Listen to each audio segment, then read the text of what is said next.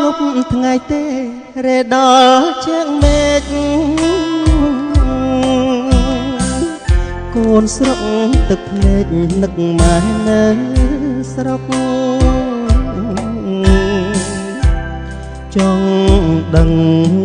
ថ្មនេះលោកសុកឬទុក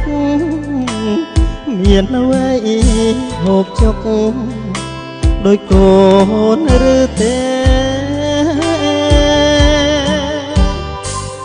កាលកូននៅតូចយំទាចំណៃម៉ែតិចមិនធ្វើអ៊ីទាំងជំពាក់គេ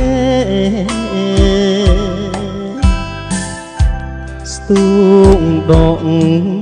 រាល់ថ្ងៃម៉ែស៊ីឈ្នួលវែរកលុយសងគេសងជាជុំហ៊ាន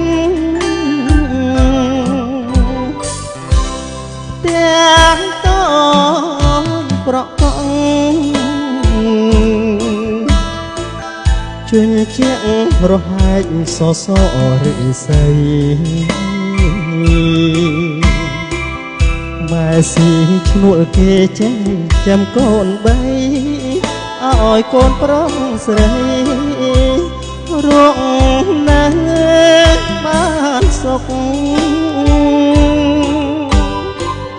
ពេលហូបមានតិចម៉ែតែងគ្របទុកម៉ែទ្រាំអោបទុកប្រាប់ថាមិនឃ្លានម៉ែ